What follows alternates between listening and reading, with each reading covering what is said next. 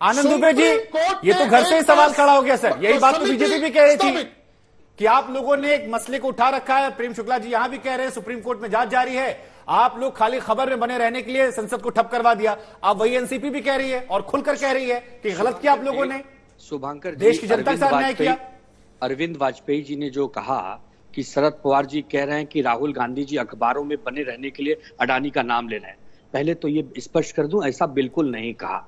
क्योंकि देखिए अडानी के ऊपर यदि कोई आरोप लगे, आनंद दुबे जी आपसे मैंने सवाल क्या पूछा, आप जवाब क्या दे रहे हैं? सवाल ये है, एनसीपी कह रही है आप लोगों ने संसद ठप करवा के देश की जनता के साथ अन्याय किया है, गलत किया है। सुप्रीम कोर्ट में जब जांच जारी थी आपको संसद चलने देना चाहिए था और बड़े मसले थे देश के। शुभंकर जी, आप तो इतने वरिष्ठ पत्रकार हैं, संसद चलाने की जिम्मेदारी सरकार की होती है, विपक्ष की नहीं होती। सरकार बड़ा हृदय करके यदि हमें आमंत्रण दे के आइए, कहिए अपने प्रश्न रखिए, हम उसका उत्तर देंगे, तो संसद हम चलने देंगे। यदि हमारी बात ही नहीं सुनेगी सरकार, तो हम संसद कैसे चलाएं? हमारी तो जिम्मेदारी नहीं है संसद चलाने की, जिम्मेदारी तो सरकार की है। मैं यही बड़ा हैरान हूं कि संसद चले ये तो हम चाहते हैं, उल्टा हम पर आरोप लगा जा रहा है कि हम संसद नहीं चलने दे रहे। मतलब नहीं, आप लोग तो एक मांग को लेकर अड़े थे शिवसेना। आपने एनसीपी को सुना, वो कह रहे थे कि जेपीसी या फिर सुप्रीम कोर्ट। अब सुप्रीम कोर्ट ने मामला चला गया तो संसद चलने देना चाहिए था, आप लोग जिद में अड़े हुए थे। ये एनसीपी की व्यक्तिगत राय होगी, ये विपक्ष की एकत्रित राय नहीं है। विपक्ष की शुभंकर जी कि जेपीसी होनी ही शुभंकर जी, मैं आना चाहूंगा, होनी ही चाहिए। शुभंकर जी नरेंद्र जी, आप प्रेम शुक्ला जी सारा काम आसान कर दे रहे हैं आज। शुभंकर जी नहीं, शुभंकर जी सुनिए जी।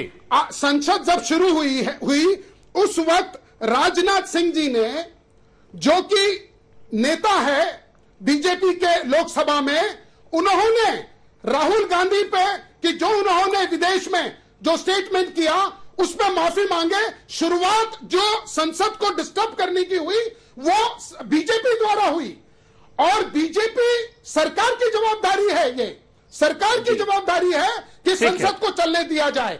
शुरुआत में ही आप देखिएगा कि डिस्टर्बेंस आया था, वो सरकार की ओर से आया था, राजनाथ सिंह समझ गए सर। अब आप के द्वारा आया, आपने बैलेंस कर दिया सर, आप देखिए आपने बैलेंस कर लिया, वो वाली बात भी रख दी और इधर भी कवर अप कर दिया विपक्षी एकता को लेकर भी। आज समय कम है अरविंद वाजपेयी जी, ये बैलेंस जो है ये टीवी पर तो अच्छा लग रहा है, लेकिन जनता के बीच में क्या ये उतना असरदार इंपैक्टफुल होगा?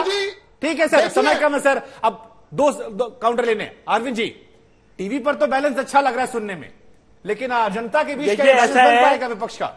ये अडानी देखिए ऐसा है, अडानी का मुद्दा कोई मुद्दा नहीं है। शुभंकर जी, मैं आपको मुख्यमंत्री गुलाब साहब, छत्तीसगढ़ के मुख्यमंत्री बघेल साहब वहां अडानी को वेलकम करते हैं, वहां इन्वेस्टमेंट लेते हैं, ठेके देते हैं, तो वो अडानी ग्रुप सेंटर में वो हो गया और राज्यों में ठीक है।